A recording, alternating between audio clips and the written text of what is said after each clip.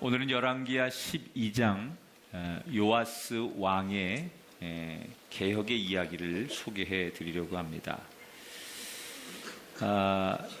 지난 시간에 말씀드린 대로 남쪽 유다에 꺼져가던 불씨를 살리신 하나님, 한 돌밖에 안 된 어린 요아스를 숨기셨다가 여호야다라고 하는 제사장 밑에서 잘 자라게 하셔서 7살 때 아직 하나님이 인정하는 이 나라에 왕이 있다라는 선포를 통해서 요아스가 새로운 왕이 됩니다. 왕이 된 뒤 40년 동안 유다를 통치하게 되는데, 이 40년이라고 하는 숫자는 굉장히 의미가 있습니다. 왜냐하면 유다의 왕들 가운데 40년을 통치한 왕이 3명입니다. 그 유명한 다윗 왕과 솔로몬, 그리고 세 번째가 요아스입니다. 그러니까 얼마나 이 요아스가 훌륭한 사람인지 통치 기간만 봐도 다윗과 솔로몬과 비교될 수 있으니까 요아스라는 인물이 중요한 인물이죠. 북쪽 이스라엘은 1년 만에 왕이 바뀌는 막 그런 암흑기의 역사들이 반복되는데, 요아스가 40년간 왕으로 통치를 합니다. 이렇게 오랫동안 왕이 되어서 잘 왕 역할을 할 수 있었던 가장 근본적인 이유는, 그는 원하든 원치 않든 어릴 적부터 성전에서 자랐어요. 살기 위해서 몰래 숨어서 성전에서 크다 보니까 제사장의 가르침, 하나님 중심의 삶을 그가 자연스럽게 터득하게 됐을 겁니다. 그래서 그는 왕이 되어서 정말로 하나님 앞에 진실하고 또 위대한 일들을 많이 합니다. 그런데 참 안타까운 일이 하나 있어요. 요아스 업적을 조금 뒤에 설명해 드리겠지만, 이 요아스가 한 가지를 실수해요. 마무리를 못해요. 그동안 너무 잘해오다가 마지막에 그가 잘해오던 삶에서 넘어지게 됩니다. 말년에 그렇게 잘했던 요아스가 완전히 반대되는 삶을 살게 되는데, 역대하 24장 17절부터 19절을 보면 이렇게 써 있지요.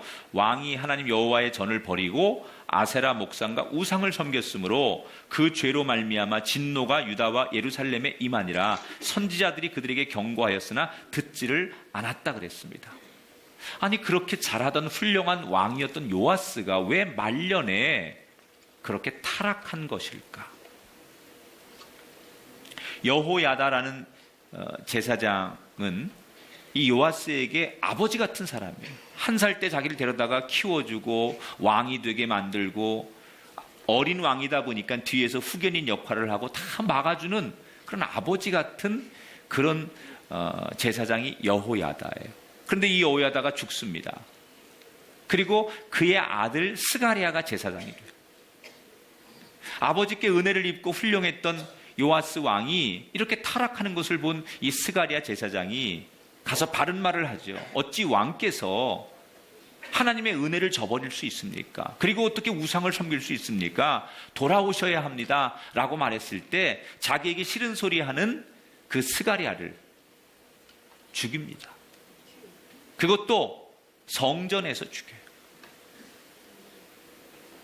정말 은혜를 배신한 거죠. 이 사람은 자기에게 아버지 같은 사람의 아들 아닙니까? 은혜를 악으로 갚고 백성들에게 우상 숭배를 권함으로 인해서 그의 신앙이, 그의 공로가 다 무너지게 돼요. 도대체 훌륭했던 요아스가 왜 이렇게 말년에 무너지고 그의 신앙이 넘어지게 된 걸까? 그 이유가 성경에 나와요. 한번 따라 합시다. 그의 신앙이 자기의 것이 아니었습니다. 자, 요아스가 훌륭한 삶을 살았던 것은 언제까지였느냐? 오늘 본문 2절이 이렇게 소개합니다. 요아스는 제사장 여호야다가 그를 교훈하는 모든 날 동안에는 여호와 보시기에 정직히 행하였으되, 이런 말이 있어요. 여호야다라고 하는 자기의 멘토, 영적인 아버지 같은 제사장이 있을 때는 잘했어요. 그런데 그의 영적 아버지였던 여호야다가 죽고 나니까 그가 그의 신앙과 믿음이 무너졌다는 거예요. 뭘 말하는 걸까요? 자기의 신앙이 아닌 지금까지 여호야다의 제사장의 신앙으로만 버틴 거예요. 여러분, 신앙은 내 고백이 있어야 되고 내 체험이 있어야 돼요. 그런데 때로는 우리가 모태신앙인들, 아주 어릴 때부터 신앙생활하는 분들, 누구 강력한 믿음 생활하는 분들의 인도를 통해서 신앙생활 하신 분 가운데 잘못되는 것 중에 하나가 뭐냐면 부모의 신앙이 내 신앙으로 완전히 탈바꿈되지 않는 경우를 만나요. 자기 것으로 소화되지 않는 경우. 부모님은 굉장히 훌륭한 신앙인이에요. 그래서 어릴 적부터 신앙생활을 하는데 그 부모님이 살아계실 동안은 부모의 권면 때문에, 부모의 인도 때문에 신앙생활을 잘하는 것 같은데 그 부모가 안 계시면, 그 부모의 신앙이 없어지면 자기의 신앙도 바닥나는 사람. 신앙교육을 지식으로 배우고 익힌 사람들은 유통기한이 있어요.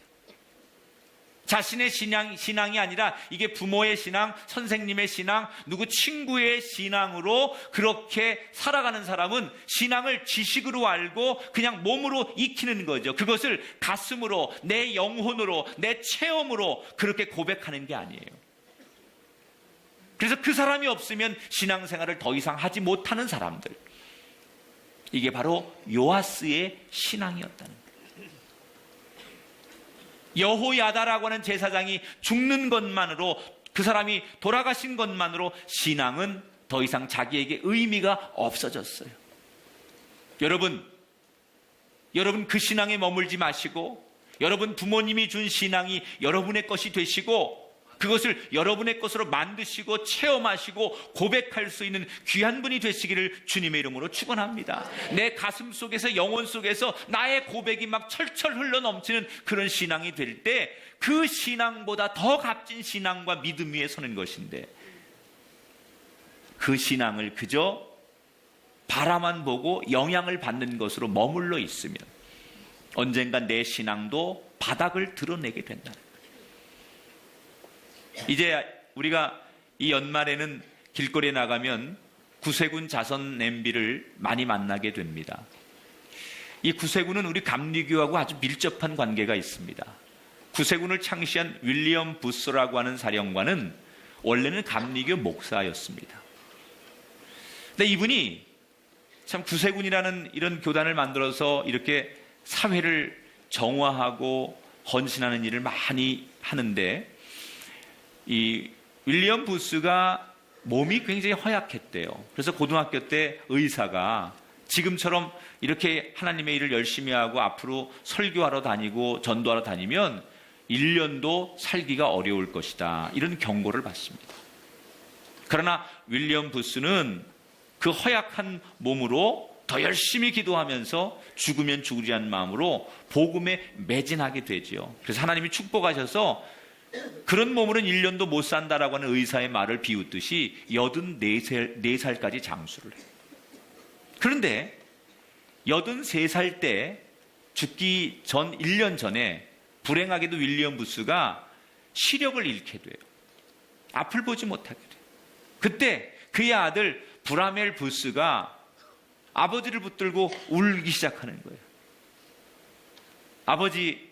아버지가 앞을 보지 못한다는 사실이 나는 두렵습니다. 이렇게 아들이 아버지의 손을 붙들고 우니까 아버지가, 하나님께서 최선의 길을 아신단다.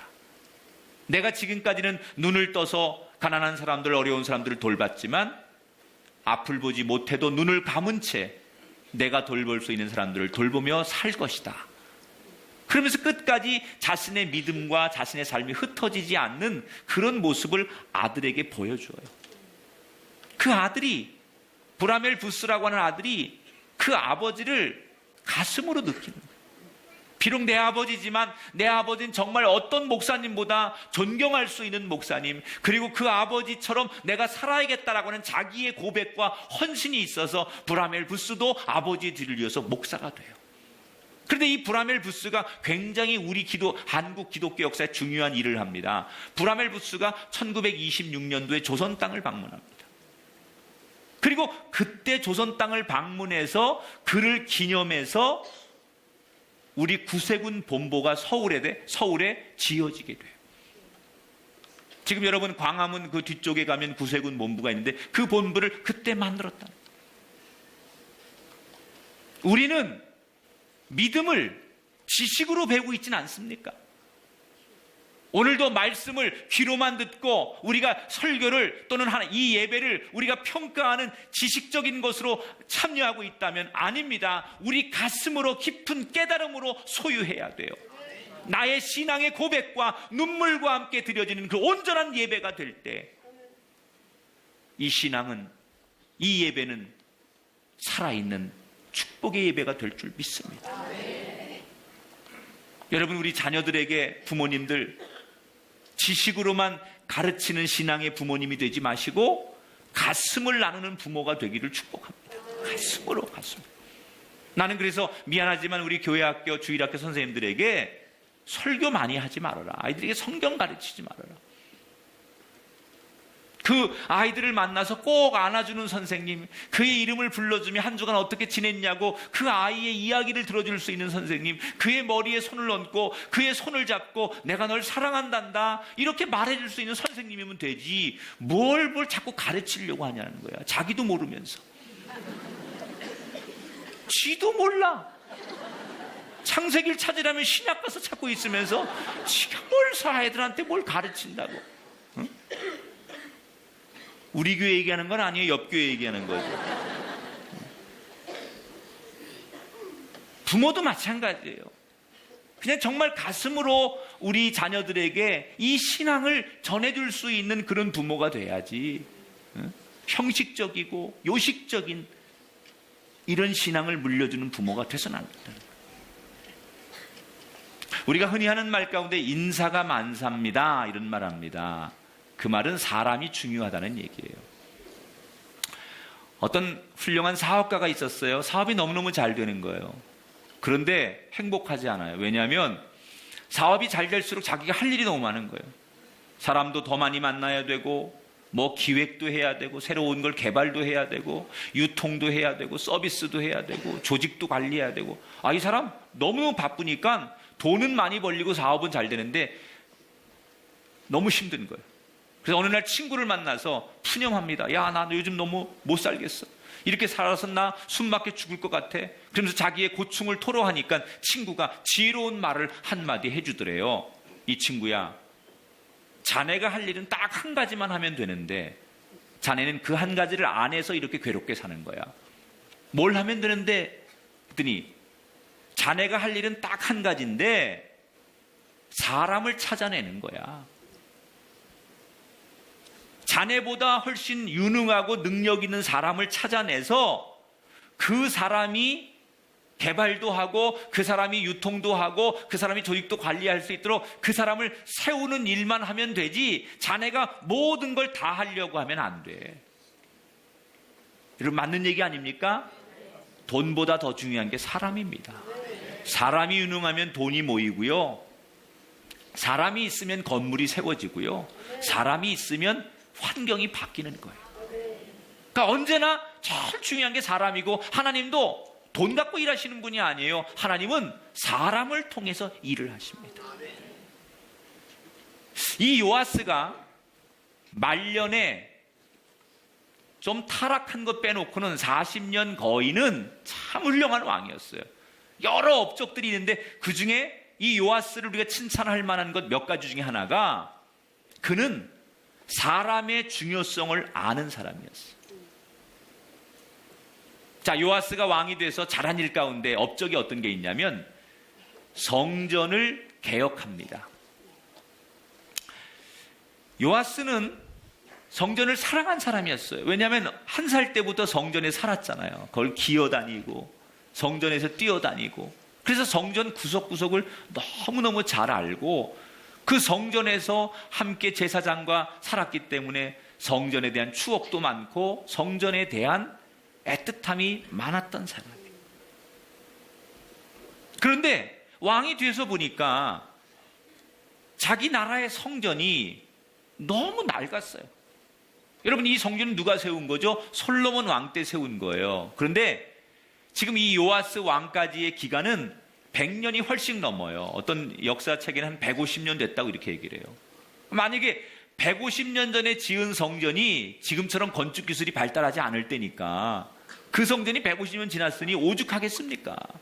아마 뭐 비도 새고 여기저기 다 부서지고 무너져 내리고 이런 성전이었을 거예요. 그동안 우상을 섬기는 왕들이 바알 신전이나 아세라 신전에는 정부의 자금을 많이 그쪽에다 몰아줬고 하나님 성전에는 이 돈을 주지 않았기 때문에 이 빈약함도 있었을 것이고, 그래서 이 성전이 너무 낡았어요.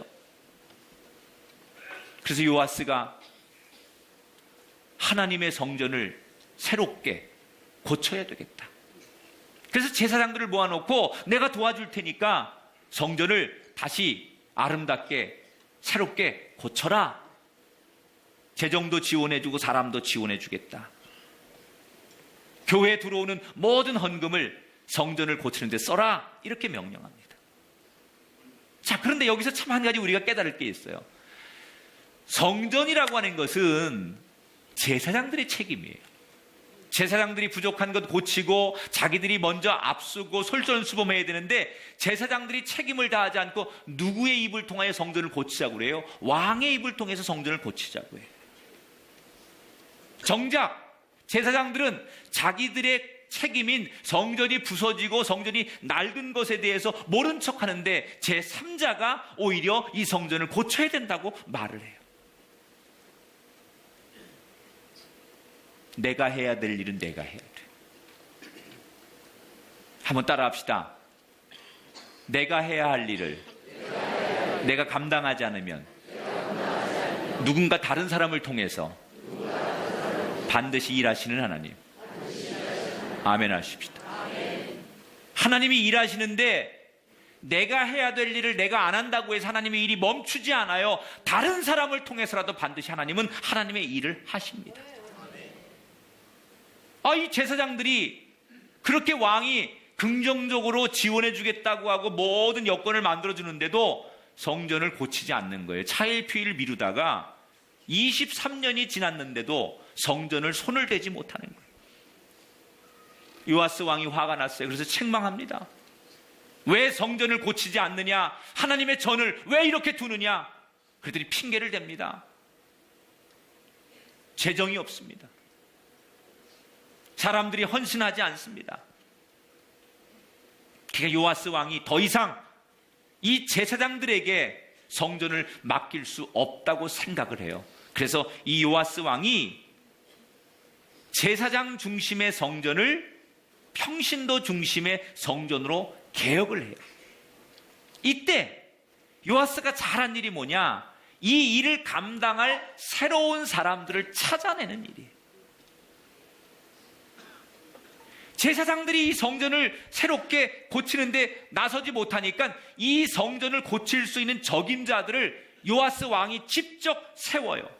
아주 순수하고 일을 잘하는 그런 사람들을 세워요. 어떤 사람들이냐? 건축을 잘 아는 사람들, 또 하나님에 대해서도 신실한 마음을 가진 사람들. 그래서 뭐 예를 들자면 목수, 미장쟁이, 석수쟁이 이런 사람들을 불러다가 그 중에서 하나님을 신실하게 섬기는 사람들에게 이 성전을 고치는 일을 맡겨요. 자, 두 가지 여기에 특징이 있어요. 이 사람들은 어떤 사람들이냐? 첫째는 전문가예요. 건축을 하는 데 있어서 전문적인 기술과 능력이 있는 사람들을 발탁하는 거예요. 여러분, 하나님의 일을 할 때는 전문성도 있어야 돼요. 우리가 그냥 하나님의 일은 은혜로 한다고 하니까 너무 은혜라고 하는 미명 아래 아무 전문성이 없는 사람들이 그냥 감당하려고 하면 안 돼요. 특히 교회에 아주 중요한 역할을 감당하는 분들은요, 전문성이 있어야 돼요. 그 일을 감당하기 위해서 더 많이 배우려고 하고 더 많이 노력하려고 하는 마음들이 우리에게 있어져야만 하나님이 그 자리에 글을 쓰시는 거예요. 두 번째, 이 사람들의 특징은 아주 성실했다는 거예요. 15절에 보니까 그 은을 받아 일꾼에게 주는 사람들과 회개하지 아니하였으니 이는 그들이 성실히 일을 하였습니다. 이게 무슨 얘기냐면요, 작업하는데 건축하는데 돈이 들어가요. 그런데 그 돈 들어가는 거 굳이 감사하지 않아도, 영수증 첨부하지 않아도 믿을 만한 사람들에게 일을 맡겼다는 거예요. 얼마나 신뢰가 가면, 얼마나 모든 사람들이 그 사람들을 인정하면 돈을 주고도 그 사람들이 돈 쓴 거에 대해서 묻지 않고 그거 뭐 이렇게 영수 처리하지 않아도 이 사람들을 신실하니까 믿을 수 있는 그런 사람들이 이 일을 주도하게 했다는 거예요. 일만 잘하는 게 아니라 성실한 사람들입니다.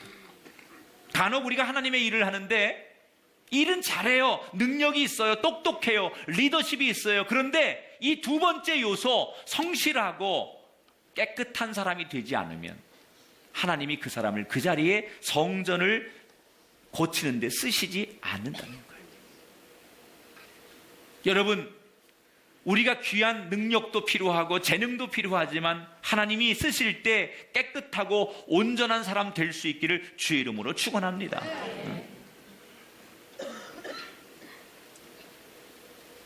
요아스는 성전을 이렇게 바꿔가는 과정 속에서 놀라운 일을 해요.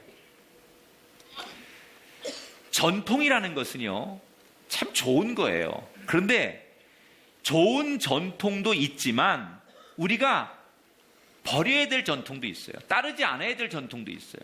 그걸 구습이라고 해요. 그런데 많은 분들이 전통이라고 하는 명목 아래 버려야 될 구습을 버리지 않고 여전히 전통이니까 이렇게 따라가는 사람들이 있어요. 요아스가 딱 보니까 이 제사장들이 전통을 앞세우면서 일을 하지 않고 오히려 성전을 어지럽게 만드는 일이 있어요. 그 중에 하나가 뭐냐? 이때까지만 해도 제사장들이 사람들이 헌금을 내면 직접 받았어요. 직접. 제가 주일학교 때 교회 나가면 선생님이 출석부에 내 이름 옆에다가 이렇게 출석했다고 표시를 해놓고 헌금을 얼마 갖고 왔는지 받아가지고 썼어요. 10원, 50원, 100원 이렇게 썼다고.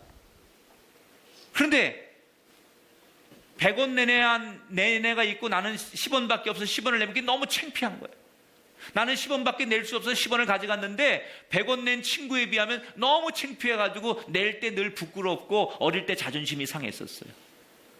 구약 성경이 그랬어요. 제사장들이 직접 헌금을 받은 거예요. 김집사 오늘 11조 얼마? 일로 와봐. 백권사 얼마지? 막 이러면서 이렇게 다 직접 제사장들이 헌금을 받았어요. 그러다 보니까 제사장들이 그 헌금 받아가지고 자기들이 관리를 하니까 자기들이 우선순위라고 생각하는 데만 쓰다 보니까 정작 성전을 고치는 일에 헌금을 쓰지 못하더라고요. 그래서 요아스 왕이 그렇게 하지 말아라. 그리고 아예 개혁을 합니다. 성전에 내는 헌금을 저 성전 입구에다가 헌금통을 갖다 놨어요.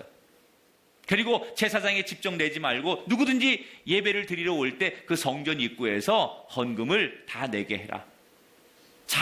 자연스럽게 그냥 자발적으로 내게 해라. 그래서 그 헌금이 전부 다 모아지면 그 회계를 관리하는 사람들이 요즘 우리말로 하면 재정부죠. 재정부 같은 데서 그걸 가지고 곧바로 성전 건축을 고치는 일에 일하는 사람들, 목수나 미장쟁이나 이런 사람들에게 그 헌금을 갖다가 주어라. 그래서 그들이 효율적으로 일을 할 수 있도록 만들어라. 그랬더니 헌금이 더 많이 들어오더라는 거예요. 여러분,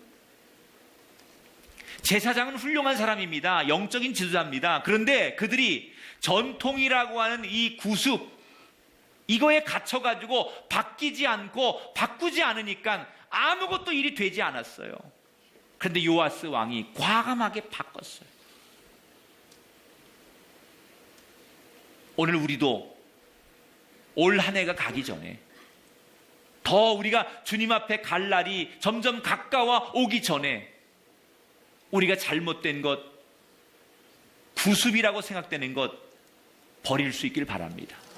여러분, 부모님이 물려준 게 다 좋은 건 아니에요.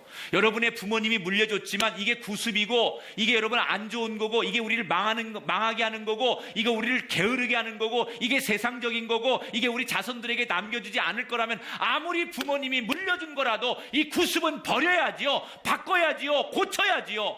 무조건 부모님이 물려줬기 때문에 나는 미신을 따라가고 우상을 따라가고 제사를 드리고 그게 좋은 건 아니에요. 바꿀 수 있는 건 바꿔야 돼요.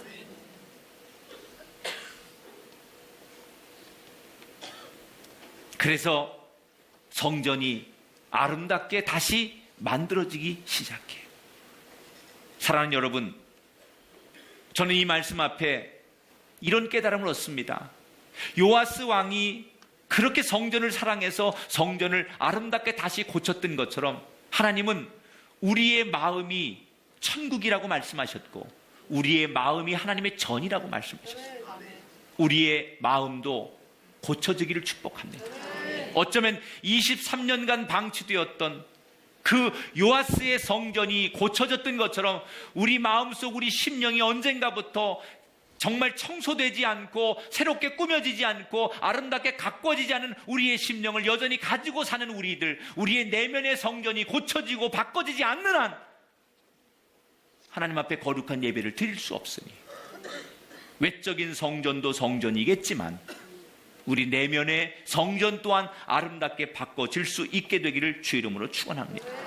만약에 23년간 그 모습 그대로 수리하지 못하는 제도와 방법 그대로 두었다면 결코 성전은 앞으로 몇십 년이 지나도 바뀌어지지 않았을 거예요.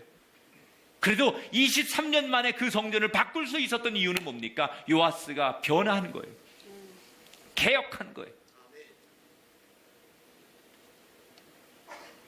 어떤 분들이 우리 교회 오셔서 내가 알고 있는 전통하고 교회가 너무 달라서 힘들어하는 분이 있어요. 이해는 해요. 철저히 하나님이 우리 중심이셨듯이 우리는 세상 사람들이 예배에 와도 어울릴 수 있는 예배를 늘 드려야 돼요. 여기 처음 온 사람들이 정말 우리끼리만 드리는 예배가 아니라 그들도 동화할 수 있고 젊은이들도 와서 함께 예배에 참여할 수 있는 그런 예배로 우리가 마음을 열어야 돼요. 그래서 변화하는 거예요. 개혁하려고 하는 거예요. 이 아멘 안 하는 것도 개혁을 해야 돼요.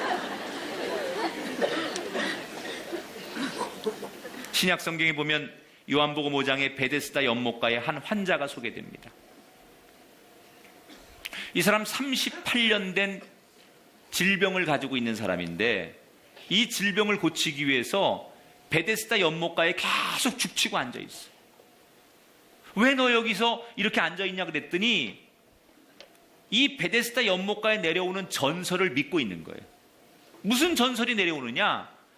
이 베데스다 연못가에 갑자기 1년에 한 번 정도 물이 이렇게 부글부글 끓어오르는 그런 모습이 보일 때가 있어요.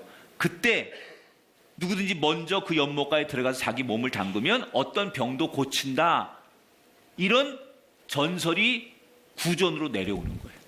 그래서 많은 병자들이 이 베데스다 연못가에 모이는데 이 38년 된 환자도 거기에 그렇게 그걸 믿고 38년을 앉아 있는 거예요. 요즘 말하면 탄산 온천수 같은 거겠죠? 부글부글 뭐가 끌어올랐다는 거는. 여러분, 이 환자는 고침받고는 싶어 했어요. 그런데 왜 38년 동안 시간을 허비합니까? 잘못된 전설, 잘못된 구습을 믿고 그걸 따르기 때문에 못 고치는 거예요. 그냥 편하게 그것만 믿고 그것만 붙드니까 38년이 지나도록 자신의 삶에 인생의 변화가 오지 않는 거예요. 그런데 어느 날 예수님께서 오셨어요. 그리고 그에게 질문합니다. 네가 낫고자 하느냐? 이 말은 나를 믿느냐 이 말이에요. 예수님을 믿느냐 이 말이에요. 그는 지금까지 여기에만 앉아 있어야 고침받는다고 생각했어요. 이 물이 나를 살린다고 생각했어요. 그런데 어느 날 예수님께서 오셔서 나를 믿느냐? 고침받기를 원하느냐? 이 말은 네가 가지고 있는 가치관, 전통, 네가 가지고 의지했던 그것으로부터 벗어나서 변화해서 나를 따르고 나를 의지하고 나를 믿을 수 있느냐? 그가 아멘하지요. 나는 믿습니다. 변화를 수용한 그는 고침을 받아요. 여러분, 올 한 해가 다 지나고 있지 않습니까? 2016년이 다시 기회가 찾아올 텐데 변하지 않는 사람에겐 2016년이 의미가 없다는 거예요. 변하셔야 돼요. 하나님 나를 변화시켜 주시옵소서.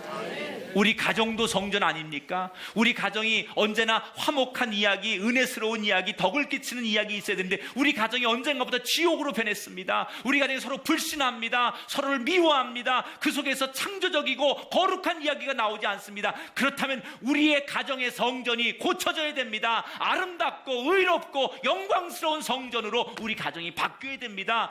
너희들이 두세 사람이 모인 곳에 내가 함께 하시겠다고 약속하셨죠. 우리가 모이는 모임도 거룩하게 바뀌어야 됩니다. 고치십시오. 세상적이고 인간적이고 세속적인 만남, 그런 것으로부터 바꾸십시오. 하나님 거룩한 성전이 되기 원합니다. 요아스가 만들었던 그 깨끗하고 온전한 성전처럼 방치됐던 내 심령, 우리 가정, 우리의 모임이 거룩한 쪽으로, 아름다운 쪽으로 변화되게 하시옵소서. 제사장이 자기 일을 감당 안 하니까 하나님께서 제사장 놔두고 새로운 사람을 통해서 일하셨어요. 여러분, 이 연말에 여러분에게 미션이 주어지면, 사명이 주어지면 감사함으로 수용하세요. 부족하지만 제가 열심히 하겠습니다. 왜? 여러분이 안 하시면 하나님이 다른 사람을 통해서라도 일을 하십니다. 나 없으면 안 되지 않아요. 나 없어도 하나님이 다른 사람을 통해 일하십니다. 내게 그 귀한 일을 주신다면 감사함으로, 그 일을 감당하겠다는 마음으로 여러분 섰을 때 여러분이 성전을 바꾸는 거룩한 개혁자가 되어서 하나님을 기쁘게 하는 그 한 사람이 될 줄 믿으시기 바라면서 요아스처럼 하나님의 일을 잘 감당하는, 쓰임받는 거룩한 일꾼들이 되시기를 주님의 이름으로 축원합니다.